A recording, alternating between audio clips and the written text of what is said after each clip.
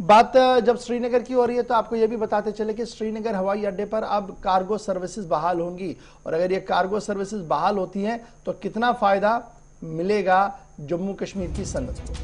بالکل وادی کے لوگوں کے لیے بھی اچھی خبر ہے، راحت کی خبر ہے، چونکہ سری نگر ایئرپورٹ پر اب انتظامیہ کی طرف سے بین الاقوامی کارگو سہولت دستیاب رکھنے کے لیے تیاری کر لی ہے، اور مانا یہ جا رہا ہے کہ اس سے برآمدات میں بڑا اضافہ ہوگا جو وادی کشمیر یا پھر جموں صوبے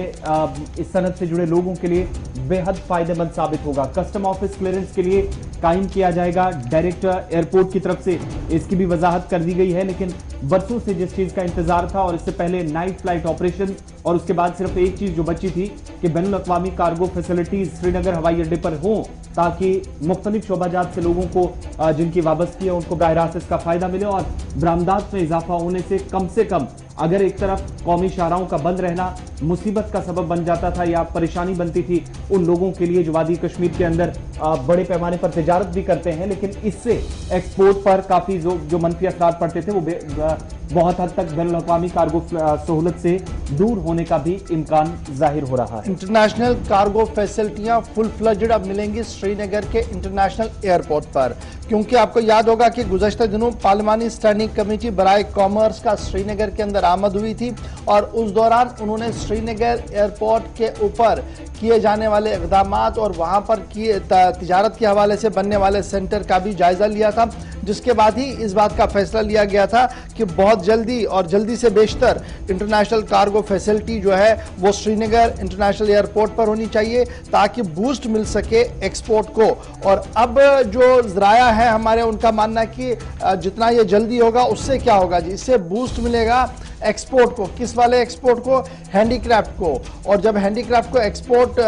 میں بوسٹ ملے گا تو لوکل اس سے فائدہ مند ہو سکتے ہیں، براہ راست تاجر اور اس سے جڑے ہوئے لوگوں کو بھی فائدہ ملے گا۔ اس کے ساتھ ساتھ ہارٹیکلچر پروڈکشن کو بھی براہ راست فائدہ دینے کی بات ہو رہی ہے، اور اس کے ساتھ ساتھ اگر آپ دیکھیں گے جب ہم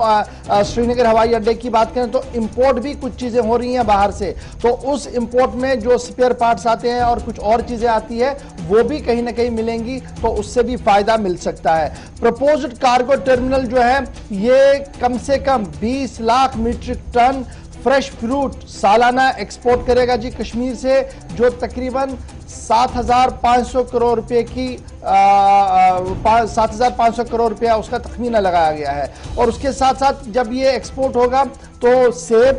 چیری، پیئرز، پام اور دیگر چیزیں جو آلریڈی گورنمنٹ کی نوٹیفیکیشن میں آئی ہے، تقریباً 2.80 lakh metric ton dry fruit جس کا ایکسپورٹ پوری دنیا کے اندر ہوگا، کنٹری کے اندر ہوگا، اس سے کہیں نہ کہیں فائدہ مل سکتا ہے تاجروں کو بھی اور اس صنعت کے ساتھ جڑے ہوئے لوگوں کو بھی۔ تو یہ جو cargo terminal common user domestic cargo terminal CUDCT جو ہے یہ پہلا انیشیٹو اٹھایا گیا تھا سال 2018 میں، اور اس کے بعد لگاتار اس پر کام جاری تھا، لیکن اب مانا جا رہا کہ فل فلجڈ انٹرنیشنل کارگو فیسلٹی جو ہے وہ سری نگر کے بین الاقوامی ہوائی اڈے پر بہت جلد دستیاب ہو سکتی ہے۔